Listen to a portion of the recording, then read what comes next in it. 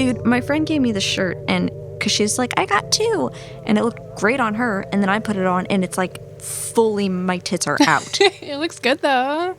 I did not think it was going to look shirt. like this. I was not trying to wear the boob shirt. Well, you got good boobs for a boob shirt. Thank you. I feel like I'm like fully Elvira right now. Every time I'm just like, God, they're just out. I did not mean to do that. Those are the vibes. That's the vibe tonight. Good evening. You're listening to Myth and Mist, your one-stop podcast for killers, thrillers, and chillers of the Pacific Northwest. I'm Haley. And I'm Genevieve. Thanks for tuning in tonight. Here we are again. Oh, so first off, I think that we need to apologize to our red-haired friends. I think that they were unfairly slandered. I don't have any red-haired friends. Oh, I forgot about Dylan. Sorry, Dylan. But also not sorry. Dylan's also a Leo. He's a red-haired Leo. I meant everything that I said. No take-backs. Never mind. No apologies. I have a few red-haired friends that I would say are good people and probably don't drink Orange Crush, but I don't know. But are they crazy, though? Aren't we all a little crazy? I suppose that's a fair point. I do, you know, I'm not trying to throw shade or anything, but I just feel like of all of the red-haired people I've met in my lifetime, which isn't that many because, you know, it's a fairly rare hair color, most of them have been psychos. Okay, so never mind red-haired. Including Dylan. Yeah. Anyway, tonight we're talking about Mount Rainier. Have you ever been to Mount Rainier? I have never been to Mount Rainier. No? I have seen it from a distance many times and driven past it and been like, it's Mount Rainier. So pretty. It's so pretty. But I've never been to Mount Rainier National Park. I've never hiked it. I've never camped there. Yeah, I've just kind of admired it from afar. Like when I'm on the way somewhere else, you know? Sure, yeah. Have you ever been? Yeah, we've been to Mount Rainier a few times. I really like going this time of year, like September, October. It's really pretty. We haven't been in a couple of years. It's a little complicated going because it's not a dog-friendly park. Dogs are not allowed in most of the park. Oh, it's a national park, so they've probably got... Yeah. There are some trails outside of the park that dogs can go on, and I think there's maybe like one inside the park that dogs can go on. I really love it. It's one of my favorite national parks in the Pacific Northwest, and it's really beautiful. If it was a little closer, I think I'd go more often because it's like a 4-hour drive, I think. Yeah, that's what I was going to say too. From where we are, it's kind of a trek. Yeah. It's not just like a casual, like, go for the day, do a little hike, and come home. Yeah. So, although when I got my molars pulled a few years ago, I was on pain medicine and I was a little out of it, but I still wanted to do something. So we drove to Mount Rainier and just like went on a loop and then drove home. You didn't like get out of the car? I mean, we probably like peed or something, but we didn't hike. That sounds kind of nice. Just a little loopy drive. Yeah. Like multiple. I wasn't driving. I was. Yeah. No, you just were. Yeah. You were just like, wee. Yeah, exactly. That does sound nice. But highly recommend checking out Mount Rainier, especially in September and October. It's really beautiful. I would totally. You know, I'm a sucker for the fall colors. Mm-hmm. Like to see a little squirrel in a tree, an orange tree, a little squirrely, maybe a little coyote. Mm-hmm. They all there. Or something. Just see them, you know, say hi. Yeah. That does sound nice. Do you want to tell us a story about the Mount Rainier area? I would. I would like to kind of tell you 3 stories in one. And I don't think I really have any trigger warnings for this particular segment. There is some light mention of potential suicide and history of substance use. So if that is something, and it's worded exactly like that. So what you just heard me say is basically exactly what I say in the thing. But if you don't want to hear anything about that, you can just tune me out for the next little bit while I tell you about 3 men going missing from their cars. Mount Rainier, located in west central Washington state, scales a massive 14,410 feet at its highest peak. The active volcano sits within Mount Rainier National Park. Established in 1899, it's one of the oldest national parks in the United States. And while it remains a popular camping and hiking attraction to locals and tourists alike, there is an ominous energy that hovers in Mount Rainier National Park, settles in its valleys, and laces through the tall trees that pepper the hills. The inevitable eruption of Mount Rainier serves as a fixed and silent threat of impending disaster. Perhaps it is the disunion of danger and natural beauty that makes us drawn to it. The small town of Carbonado, Washington is nestled up against the Carbon River region of Mount Rainier National Park. Initially settled as a company town, Carbonado specialized in coal mining, as well as the export of other raw materials. It was developed largely by Polish immigrants, and in its heyday, it grew to rival the size of neighboring Tacoma. On December 9th, 1899, the massive explosion of a Carbon Hill Coal Company mine killed and injured more than half the town's population and led to a rapid decline in the industry. Today, Carbonado has a population of only 737 inhabitants. It borders the northwest entrance to Mount Rainier National Park via the Carbon River entrance. To enter the park via this entrance, visitors drive over the Fairfax Bridge. Constructed in 1921, the Fairfax Bridge is a steel lattice, 3-hinged bridge spanning 494 feet long, with a clearance below of 250 feet. National parks have always seen their fair share of death. With unforgiving landscape and unpredictable weather, conditions can change quickly with brutal impact. Over the past several decades, there have been countless missing persons cases to come out of Mount Rainier National Park. It's estimated that as many as 400 individuals have vanished within a mile of the park grounds. But one short year in Mount Rainier National Park's extensive history saw 3 men go missing, leaving behind only their vehicles and a slew of unanswered questions. These are the stories of the disappearances of Michael Fortenberry, Nathan Lerner, and Austin Chase. Michael Zachary Fortenberry grew up in a large, loving family in the state of Washington. As a child, he was shy and subdued, opting to stay in and play video games over socializing. As he matured, his family described him as quiet, introverted, and highly sensitive. They also said that Michael suffered from social anxiety, OCD, and depression in his teens and early 20s. He struggled on and off with substance use disorder, although as of 2020, he had several years of sobriety under his belt. He'd worked hard to maintain his autonomy and was in the process of petitioning for sole custody of his young daughter. She was his whole world, his mother Nikki said. She was his everything. On February 9th, 2020, Michael was living with a friend in Bonnie Lake, Washington, a small town roughly 30 minutes east of Tacoma. He told his roommate Joey that he was heading to the laundromat and that he'd be back shortly. He left wearing a black Dickies jacket, sweats, and a pair of slippers. When Michael failed to return home, his roommate Joey didn't think much of it. Joey had known Michael since they were kids, and it wouldn't be the first time his friend had taken off without much warning. But as the hours turned to days with no sign of Michael's return, Joey got nervous. 2 days into Michael's absence, Joey's mother paid their apartment a visit. Immediately concerned, she entered Michael's room in an attempt to find any indication of his whereabouts. But what she found only spurred more questions. Michael had left behind not only his wallet, but his dentures. Where could he have possibly gone where he wouldn't need money, a license, or the dentures he was far too self-conscious to be seen without? After that, Joey got in touch with Michael's mother and sister, who in turn filed a missing persons report. A sighting of Fortenberry by a local man put him on the bridge, staring up at the moon on the night of his disappearance. Law enforcement leaned towards the notion that Michael had died by suicide. However, his family finds the theory extremely unlikely. Despite Michael's ongoing battle with anxiety and depression, he was gravely afraid of heights.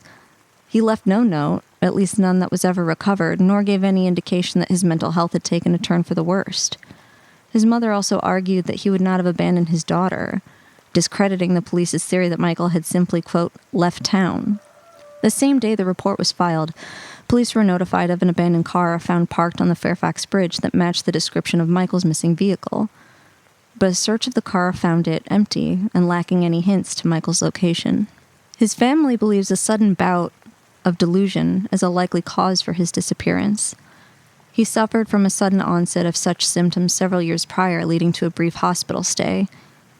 There was no evidence of foul play in or around the vehicle, nor was his body ever recovered, though law enforcement and volunteers thoroughly searched the area.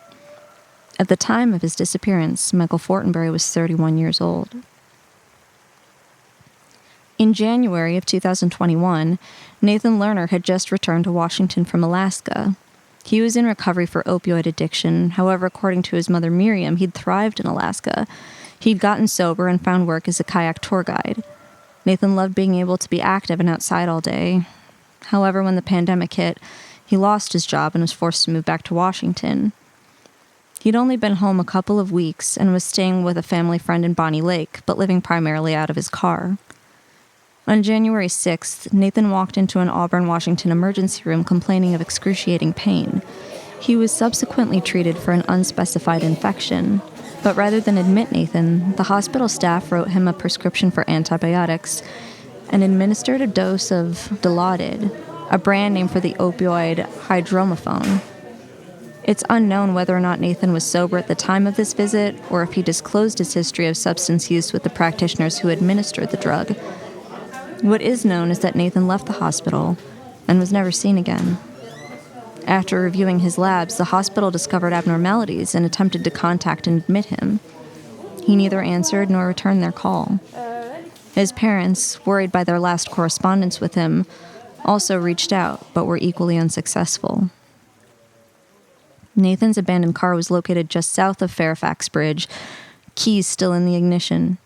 It is believed both by law enforcement and his family that Nathan jumped from the bridge that day not long after leaving the hospital. It's likely that the particularly rainy winter led to higher water levels and rougher river currents. These factors could explain why his body has never been recovered. On January 13th, 2021, police were in pursuit of a silver Ford Escape driving erratically on State Route 165 through Carbonado. The car crossed the Fairfax Bridge, evading police's efforts to apprehend the driver. Upon running the plates, the car was found to be registered to 36-year-old Austin Chase, a local and father of 3. The next day, that same silver Ford was found, crashed over an embankment just short of the Mount Rainier Park entrance. The car was found empty, nor was there any indication that whoever was driving the vehicle at the time of impact was injured. Austin had a history of substance use, but had been sober over a decade when he went missing. Neither his family nor law enforcement believed that his disappearance is connected to his recovery process, and found it to be, quote, of a suspicious nature. Austin's mother believes that he may not have been the one behind the wheel of his vehicle that night, and has openly admitted that she suspects foul play. His keys, wallet, and cell phone were not present in the vehicle at the time it was processed, and none of these items have ever been recovered. Austin Chase disappeared 1 week after Nathan Lerner, and 1 year after Michael Fortenberry. All 3 were white males in their 30s with histories of substance use. All 3 were last seen either on or very near the Fairfax Bridge, and all 3 had their empty vehicles recovered, seemingly abandoned. No crime scenes were processed, no evidence recovered, leaving speculation and hypotheticals to fill the voids left by the losses of these men. One cannot help but marvel at the odds of such coincidence, that 3 men of strikingly similar age and background should all vanish within a year of one another, all within the same lonely stretch of road. And although logic drives a heavy hammer, the stories of Michael Fortenberry, Nathan Lerner, and Austin Chase beg the question: did something outside themselves summon them to that bridge, leaving their families to mourn their absence in the wake of 1,000 unanswered questions? But how does one grieve with no closure, when uncertainty looms in the face of loss and there is no resolution to act as a barrier? In her piece titled Here and There, Miriam Lerner addresses the complexities of these feelings with an eloquent and tragic candor. Quote, I live my life every day in the here while thinking about him there. I have a parallel existence while I work, drive, eat, walk the dogs, talk to friends, play Wordle, etc. In my mind, there is a constant, insistent whispering chant, my son is dead, my son is dead, my son is dead. And I am also standing on the bridge looking down at the rocks and water, at the stately trees, listening to the rushing river below. I'm flying over the landscape in search of his plaid shirt, snagged on a branch, his phone lodged under a rock forever someplace, shoes gnawed on by animals, his glasses buried by river stones. He is there, all alone out there, and he is here with me. I am here missing him so much, aching with my love for him, and I am there with him. It's just rough. Yeah. It's really beautiful. But do you think that there's a Mount Rainier serial killer? I don't think so. Probably not related, these incidents? I don't think that they're related, which to me makes it weirder. Yeah. But I just don't think that it would be possible for someone to get murdered and have there just be no evidence whatsoever. Sure, yeah. Like, clearly it didn't happen in the car. So, hypothetically, if they had met with, foul play, someone would have had to get them to stop their car and then led them at gunpoint or something to somewhere. Sure, yeah. But I just don't think that's likely. Yeah, that makes sense. I wonder how many people go missing in Mount Rainier every year. I don't know how many go missing in Mount Rainier every year. That's a good question. I don't think I came across that statistic. I just read that since it was initially formed, that there's been over 400 people that have gone missing, either in the park itself or within a mile of it. That's a lot. It's a lot of people. Yeah. But also, too, white males in their 30s are not typically targeted by serial predators. They usually are the serial predators. Exactly. So I feel like this draws into the conversation the bigger phenomenon, right? Which is the phenomenon of men going missing from their cars, which is a pretty well documented thing that's been happening for years, but more so as of 2004, there's been a lot of these cases where these people, mostly men, it does happen sometimes with women, but it's mostly men. They're like, oh, I'm going to go out, I'll be right back. It's usually they're going out on an errand, or they're going to meet someone. They either never get to who they're meeting, or they never come back from the errand. Is there usually substance abuse involved, or substance use? I know that in these cases, that was a common thread. Mm-hmm. But some of the more famous ones, Brandon Swanson went missing in 2008, Jason Landry in 2020, and Daniel Robinson 2021. And then there's an extremely famous case that a lot of different podcasts have done really deep dives on, Maura Murray. And she went missing in 2004. Same thing. And I think she did struggle with a little bit of alcoholism. Sure. But she was also really young. She was in college. I mean, you're in college. Most people are probably kind of alcoholics. Yeah, absolutely. Let's be real. Yeah. But yeah, it's just weird. It's just weird. Yeah. It's just really weird. Do you have any theories? Beyond just a sudden disassociative episode, or maybe some kind of I'm not a doctor, so I don't know if this even would make sense, but maybe some kind of massive cerebral event, a hemorrhage or some kind of, I don't know, something neurological that just a switch flips. I don't know what that would be. Again, I don't know anything about medicine. Do you think that happened to all three of them, within that short period of time, in that same area? To me, it sounds kind God, it's so hard. I really don't know because it really, I think it's probable that Nathan Lerner died by suicide because he was extremely bummed. He had to move back to Washington from Alaska. He lost his job, which he loved. It's possible that there was some relapse that happened. We felt like shit. He went to a hospital to try and get help, and they gave him opioids. Like just the negligence there is so insane to me. And if I was him, I would probably be feeling very defeated. Yeah. So it's possible that like the circumstance presented itself and he just took it. The other two, I don't have any idea. Particularly Austin Chase, I have no idea what happened there because it seemed like very, very erratic. Was there any kind of connection between the three of them other than time and place? No, other than like demographically. Yeah. Like, or demographically and geographically. Yeah. They all lived in this tiny little town and they're all white guys in their 30s Yeah, with that's wild. a history of substance use disorder. I wonder if they knew each other. I don't know. Fascinating. But yeah, it just seemed, I don't know. The idea of it is very scary to me. Yeah. I think to me, the idea of going missing is way scarier than being murdered. Because at least when someone gets murdered, it's horrific, but you have an answer. You know what happened to them. When someone just goes missing, God, I can't even imagine. Yeah, it's wild that it all happened in the same area. The forest that area is pretty remote, right?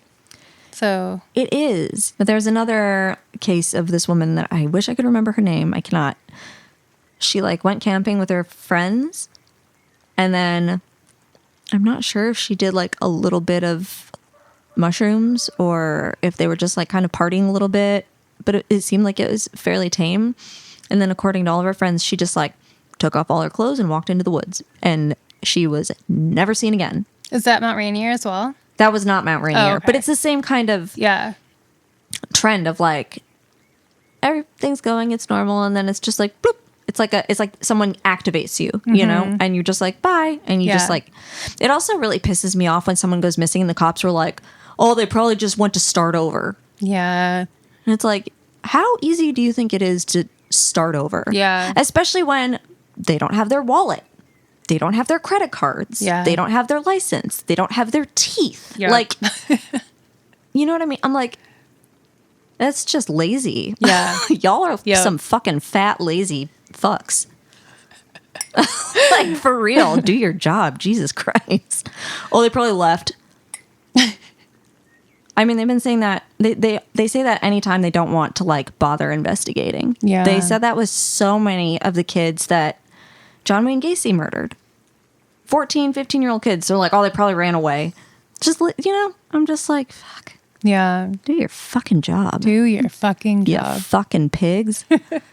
I just feel so much heartache and compassion for the families of those three men and anybody who experiences that kind of loss where they just don't get to have any kind of closure. That's really terrible. Yeah, I'm really curious about that bridge. The bridge has since actually been closed. That entrance is no longer operational. Okay. As of like March of this year. Interesting. Is it related at all to... I think it's a safety. They just said it was a safety concern. Okay. But I think so it's possibly. Yeah. Interesting. Okay. So you can't even get to that bridge anymore. All right. Noted. Maybe it's for the best. Maybe. Okay, so do you want to hear about some paranormal happenings? Some paranormal Happenings. Yes, I do. Okay. Well, here you go. Mount Rainier is known for its vast network of glaciers and subalpine wildflower meadows. It's an active volcano, a major source of rivers, a popular climbing destination, and a prominent natural landmark. It hosts a stunning national park, miles upon miles of hiking trails, and has regularly been described as one of the best places in the world to view wildflowers. Due to its high probability of an eruption in the near future and proximity to a major urban area, Mount Rainier is considered one of the most dangerous volcanoes in the United States. With multiple tragedies resulting in mass casualties, a high number of hiker deaths and disappearances, and 3 nearby ghost towns, Mount Rainier is also well known for its paranormal activity. According to local tales, Mount Rainier is a hotbed of paranormal events. From native tribes who have lived in the region for centuries to the European colonizers who settled in the 19th century, each generation has added to the strange legends and encounters. Today, I'm going to tell you a few of those tales, including UFOs, Bigfoot, spooky trails, and a haunted inn. It is said that Mount Rainier is a saucer magnet. Washington is ranked second for likelihood of abduction and total sightings. Oregon is fourth on the list. The first official flying saucer sighting happened near Mount Rainier National Park. On June 24, 1947, just weeks before the famous Roswell crash, a private pilot named Kenneth Arnold was flying on a business trip when he saw a bright, flashing light in the sky over Rainier. Arnold reported seeing 9 objects in total, each about 50 feet across, all of them roughly circular, except for one that was crescent-shaped. He likened their movement to saucers skipping on water. He said he watched them for about 2 minutes until they disappeared at speeds approaching 1,400 miles per hour. After reporting his findings to friends and news outlets, the story gained national attention. 70 years later, we are still using Arnold's depiction to portray UFOs. Jordan, insert spooky X-Files music here.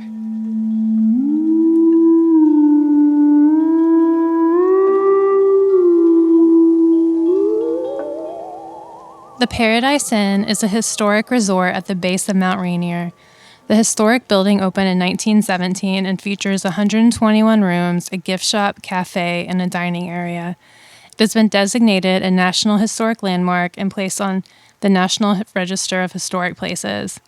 People have been visiting the area for millennia. The inn has recently become a popular destination for mountain climbers, hikers, and tourists drawn to the slopes, trails, and views of Mount Rainier and the expansive meadows nearby. It is believed that the ghosts of those who lost their lives on the mountain reside at this resort. Guests and staff have both reported feeling watched by an unseen presence. It has been reported that the sound of furniture scraping the floor and hushed whispers are often heard at this resort. An entry shared on August 21st, 2019 on wahauntedhouses.com says, "I'm the baker at Paradise Inn and was walking to my quarters above the kitchen earlier tonight around 12:30 through the oldest part of the building, which was originally the living quarters for the Rangers and their families. With the exception of my daughter, who was downstairs at the front desk working, and our night security guard, who was in the main entry next to her, I was the only person up and about in that side of the building. I was about 100 feet down the hall when somebody whistled very clearly, twice, right into my ear. I didn't need to turn around and look to know that nobody was there. The floor in that hall is 100 years old and creaks when you walk on it. Of course, I looked anyway, and sure enough, was absolutely by myself. I turned around and went back to tell my daughter about my experience, and she just shrugged her shoulders at me and told me that the place is known to have permanent residents and referred me to our website for more info about it. I have no doubt in my mind that there is definitely something to that claim." Another entry shared on May 9th, 2018 says, "Me and my family went a few years back, and I remember waking up to a woman in the corner of my room and her just disappearing. It was a creepy place." Ooh. One of the most famous legends of Mount Rainier is that of the vanishing hitchhiker, a ghostly figure that is said to appear on the road leading to the park. According to legend, a young woman who died in a car accident in the 1930s still roams the road, hitchhiking with unsuspecting drivers before vanishing into thin air. The Camp Moyer Trail is a popular trail about 9 miles long and almost 5,000 feet in elevation. The story of Camp Moyer's haunted reputation begins with a Nisqually Native American legend about Mount Rainier. The legend says Tahoma, the spirit of Mount Rainier, would devour mountaineers into her cave-like stomach, never to be seen again. Hikers often report hearing whispers and ghostly footsteps behind them and feeling an unexplained lurking presence. Another reportedly haunted trail is the Wonderland Trail. It is a 93-mile loop that circles the base of Mount Rainier. According to some hikers, the trail has an eerie, unsettled vibe. It is said to be haunted by the ghosts of hikers who have died on the trail over the years. Hikers report hearing ghostly whispers, feeling an overall sense of unease, and a feeling of being watched by unseen eyes, particularly at night. Ghosts and UFOs aren't the only thing that haunts Mount Rainier National Park.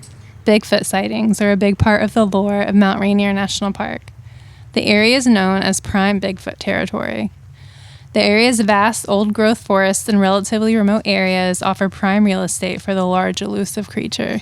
Washington comes in first with the most recorded Bigfoot sightings in the United States, with over 700 recorded sightings, often centered around Washington's national parks. According to an official at Mount Rainier National Park, most active alleged Bigfoot sightings happen around Reflection Lake. The most notorious evidence of a Bigfoot sighting in the Mount Rainier area consists of several photographs taken... I wrote this incorrectly. The most notorious evidence... what do you call these? Oh, the quotation mark? Yeah, big Yeah. finger quotations around evidence. Big. Huge. Huge. Of a Bigfoot sighting in the Mount Rainier area consists of several photographs taken in 1995 at Wild Creek by an off-duty Forest Patrol officer. He reportedly didn't want to draw attention to himself or put his career in jeopardy, so he sold the photos to a sculptor and controversial Bigfoot researcher named Cliff Crook. If that name doesn't raise red flags, I don't know Seriously. what would. He's giving it to you, Cliff really. It's Crook. yeah. These photos have been wildly debunked, with people pointing out that Bigfoot didn't move at all from shot to shot. The photographs also lacked believable scale, and the photographer has never been identified. I couldn't find many news stories or quotation mark official sightings, but I found a few sightings posted online that I'm going to share. The first encounter is from a forum called the Bigfoot Field Researching Organization and was posted on September 12th, 2024. My fiance and I were hiking to the snowmobile cabin at Government Meadows off the Horse Camp Trail in Greenwater. As we approached the cabin, I bent down to pick something up that I dropped, and as I came back up, I saw a very large, dark, hairy being quickly walking across the bottom of the trail. Right behind it was another one, a bit smaller, with what looked like a youth on its back. My fiance looked at me, saw my eyes were huge, and looked and saw it too. He had seen them crouched behind the trees near the cabin, watching the hikers and the trail, as if they were waiting for a moment of clearing to go, and we had surprised them. We tried to run towards them to see them, but they were gone. We know it was not hikers. They were way too huge to be human, no varying colors. They were very hairy and very large. We found what looked like a print when we approached the area that we saw them in. I didn't get them on video, but I do have our conversation after we saw them in the print that we found. The print was about 18 inches long. As we were up there for a long time, we observed the hikers in the area, and we tried to disprove our sighting, but still was not able to disprove what we saw. A story shared on the Cryptids Reddit from user Jabinoing. My wife, daughter, and I went camping over the holiday weekend. In total, there were 10 of us, 7 adults and 3 tweens. We were camping out in an area south of Mount Rainier, just outside of the park boundary, off of a road that would lead you to a locked gate that enters the park. Sounds kind of familiar. I wonder if it's the same area as your disappearing men. Oh. Once camp was set, we hung out with our friends while the kids played and had dinner around the fire.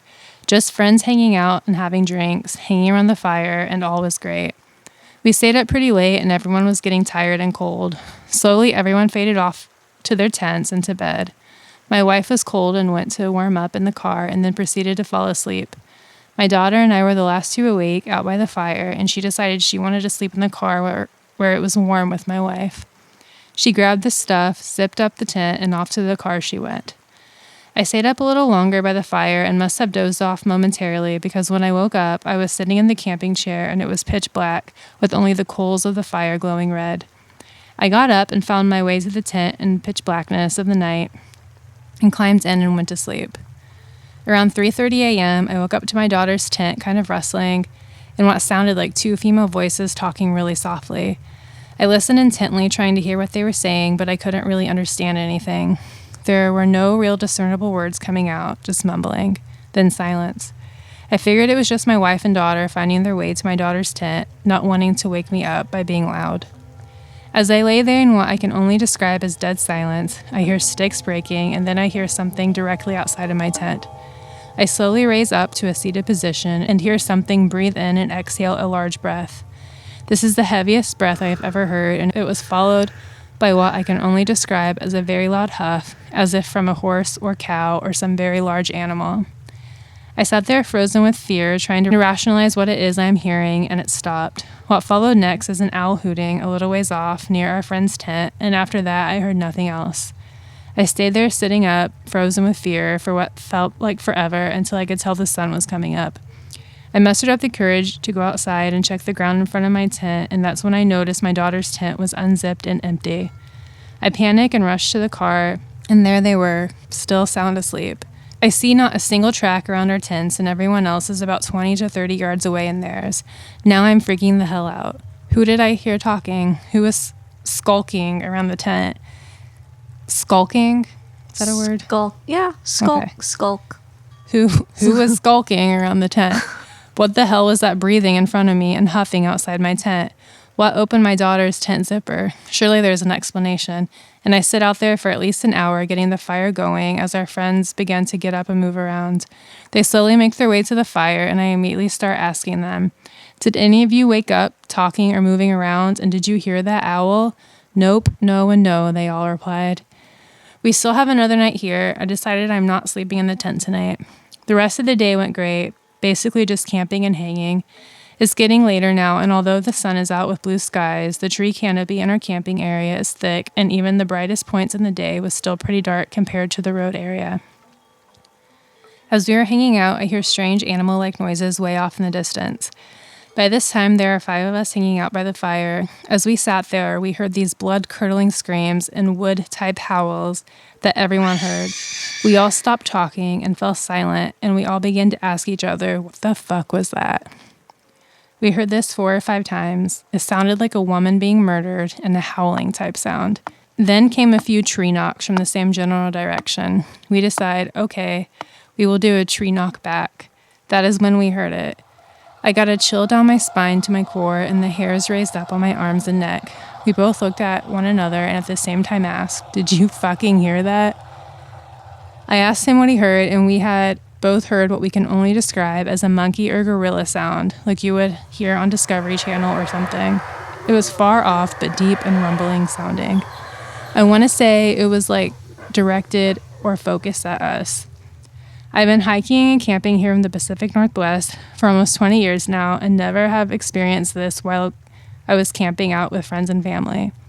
I'm 39 years old and a former U.S. Army infantryman who has spent countless nights in only a sleeping bag. I am now afraid to ever sleep in a tent again after this weekend.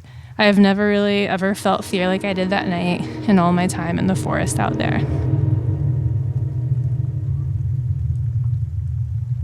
Do you believe in Bigfoot? Ooh.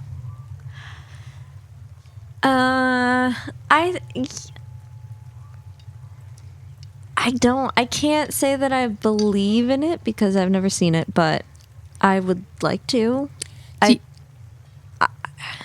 I think it's about, I would say I do believe in Bigfoot because I think it's like kind of in the same vein as aliens where it's like, they're there. Yeah. Everybody knows they're there. Okay. So I would say, yeah. I think I believe in Bigfoot. I would believe in Bigfoot over I don't know, like I was gonna say like a sea serpent, but I was like I also kind of do believe in sea serpents. So more than ghosts. You believe in Bigfoot's more than ghosts. Yeah, I think I believe more so in Bigfoot over like as a concept. Sure. Okay. Kill, fuck, marry, ghosts, aliens, Bigfoot. I'd kill an alien. Yeah. Because they scare me so bad. Yeah. I would fuck Bigfoot. Yeah. Because why not? Yeah. What else is big? I'm just kidding. Or am I? Maybe I'm not kidding. No, I'm kidding. Unless I'm not. And I would marry a ghost because ghosts are eternal. Yeah. And that's romantic to me. That is romantic. Yeah. I like that. I think I would have the same answer. Really? Mm-hmm. Interesting. Yeah. Man, now I'm rethinking it because, I love a short king. And Bigfoot is the He's tall. opposite. But maybe if it was just a one-off. Yeah. Maybe I'd make an exception for Bigfoot. You're not marrying Bigfoot. No, I'm not. It's a one-night stand. Yeah, it's okay if it's not really my type, if we're just going to have one fuck. Yeah, that's fine. But yeah, I think marrying a ghost would be like ethereal and romantic. I bet they'd take you to really good restaurants. Yeah. Because they'd know the area so well because they'd been there for, It's true. Yeah. I feel like they'd be able to tell really good stories. I feel like they'd be a really good listener. I stand by my answer. Marrying ghosts happens all the time. I see it on the internet all the time. Do you really? Yeah. Like, I just saw a story today about how a lady married a ghost, but she was getting a divorce because he keeps flirting with Marilyn Monroe. Are you reading like the National Enquirer? Is that magazine still around? I get my news from Facebook. Interesting. Okay. See, I haven't had a Facebook in a very long time, but if I you're had missing known, out. I was going to say, if I had known that this was the kind of hot goss that was circulating, maybe I would get my Facebook, reactivate that shit, or make a new one. Yeah. Worth it. That's interesting. I didn't know that that Oregon and Washington were that high up there with UFO shit. That is, not gonna lie, terrifying to me. Have you ever seen a UFO? I have never seen a UFO. Thank God. I don't think. I hope not. Yeah. If I have, I either repressed it or my memory was wiped by them because they can do scary. that. I don't know. Yeah. I don't know what they're capable of. I don't like them. I believe in aliens. I'm sure that they exist. I personally think that most UFOs are just government vehicles of some sort. I don't know if the majority of them are related to extraterrestrial. Yeah. Extraterrestrial life. I have no idea. See, I have talked to people who seem to think that aliens are like interdimensional, like kind of like omnipotent. They have all the answers and they're kind of like God. Yeah. In so many terms. If there were like a bunch of gods. Yeah. If there were like a bunch of God. Yeah. And I recently had somebody tell me that to kind of like be like, because I was talking about how scared I am of aliens, and he was like, no, it's like, and he like broke it down like that, and I was like, that's still terrifying. Why wouldn't you be afraid of aliens? I would like to hear this person's thoughts. I don't know. Yeah. I think he's just trying to convince himself. I think anybody that says that they're not afraid of aliens is doing the thing where they're so afraid of aliens. It's like immersion therapy. Sure. Where you you become friends with the thing. I did it too. I used to be terrified of clowns. Now I'm obsessed with them. I think about you every time I see a clown. Thank you. Oh my God. Oh my God. That's wild. I don't know what I would do if I was camping and I heard Bigfoot noises. I would not try to engage. I think it's pretty unhinged that they were like, let's knock back on the tree and see what... Like, you don't know what that means. Maybe that was the creature being like, this is me being like, fuck you. Get out of here. And you just said the same thing back to them. Or maybe it's the creature looking for a one-night stand. In which case, knock back. In which case, knock back. Those are creepy. I really liked I liked the ones that you read that were from like actual like witness accounts. Yeah. I would love more witness accounts. If you have any stories that you would like to submit, email them to us at mythandmistpodcast@gmail.com. Eventually, we would like to get a hotline set up, but for now, you can either email us like a typed out version, or you could send us a recorded version. Either way would be so great. Very curious to hear from some people and very interested. And even if your story did not happen, in the Pacific Northwest. If you live in the Pacific Northwest, then you are applicable Yeah. to this podcast. And so we want to hear your experience regardless of where it happened. Yeah. So send them in. Yeah. It was Genevieve's birthday a couple of days ago. It Happy was. belated birthday. Thank you. What did you do on your birthday? I got up and walked my dogs.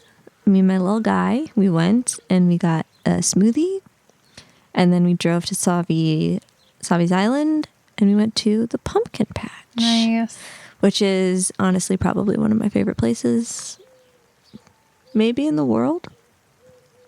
That particular pumpkin patch or Savi Island? That particular pumpkin patch Okay. on Savi Island is pretty much just like the platonic ideal of a pumpkin patch, for me at least. Okay. I don't need to shoot pumpkins out of cannons. I think that's weird. Yeah. Don't do that to the pumpkin. You could eat that. It's got everything that I want, but without the frills. You know what I mean? So like you can eat the corn on the cob. You can drink the cider. You can buy the apple. And you can pick the pumpkin. If the pumpkin patches where it's like you just go and all the pumpkins are just like there in a row, I'm like, it's not a pumpkin patch. Yeah. It's a store. Yeah. It's a market. Yeah. It's nice. But I need to like go and tromp through the mud. I need to skulk. Word, You just word skulk of the around. day is skulk. I need to skulk through the pumpkin patch and select the one that speaks to me and you know, cut it from the vine, tear it from the vine, you know, claim it and ride on a sketchy tractor that feels like it's my about to favorite fall part. apart. Yeah, and get hay in my ass, and it I feels love a hayride. awesome. It's the best. I was thinking about this the other day. I don't know when all of these, when like all the normie girls were like, I'm obsessed with the pumpkin patch. I'm like, when did you guys, have you always cared about the pumpkin patch? Have you always cared about Halloween? Yeah. Or did it just become like, are we like normalizing goth, like macabre Yeah. shit? I think that it's a mix trending? of all of it. I think that pumpkin spice lattes, I think when those became a thing, it really like a It's like a they whole like really vibe now. commercialized fall. And Halloween, right? Yeah. It totally. Yeah. Which it's fine. Like you don't have to be a freak to like Halloween things. I'm Yeah. just like I wasn't trying to like, you know, say that. I'm genuinely curious Yeah. because I feel like when I was young, young I was gonna say younger, but young, you know, no one gave a shit. Yeah. It like even when I was in college, like nobody cared about doing like Halloween things. They Yeah. just cared about looking slutty and getting wasted on Yeah. Halloween. Yeah. And now it's like people genuinely seem to have like an affinity for doing Halloween activities, Yeah. like fall activities, and like I'm You're just like- wondering when that shift happened. I guess. I don't know. I think that it was the same time pumpkin spice latte got So you're invented. essentially what you're blaming Starbucks, I guess, for this trend. Yes. I think that's a fair. Yeah.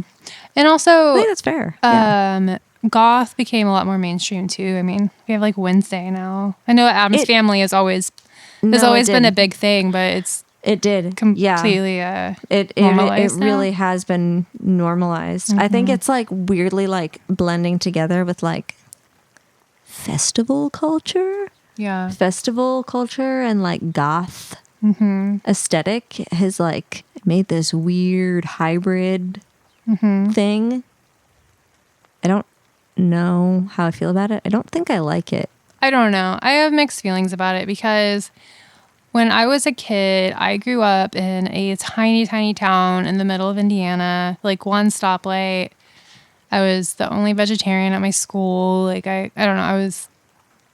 I was very isolated from culture, and artists in the mainstream like Good Charlotte and Avril Lavigne were really beneficial to people like me who didn't have like shows or bands or like cool people to look up to when I was a kid.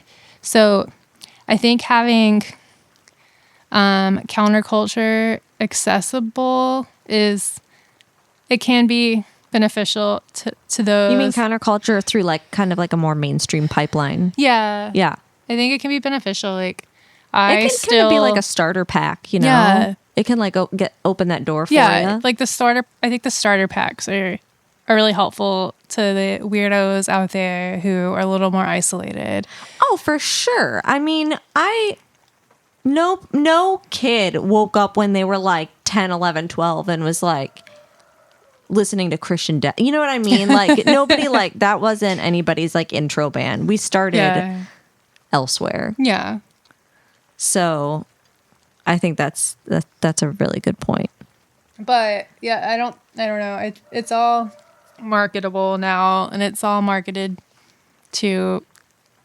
I don't know where I'm going with this. It's all marketable now. I think that's another big part of it. Yeah, totally. It is. Everything is just more accessible, obviously, now. Like when we were kids. Oh, another thing I did on my birthday real fast is I went to Ranch Pizza. Yum. And it was so good. I love Ranch Pizza. Yeah. Sponsor us, Ranch Pizza. Ranch Pizza, if you're listening, which you should be, sponsor our podcast. Shout out to Ranch Pizza. Ranch Pizza, the best. So good. Okay. Good night. Good night. This episode edited by 88.8.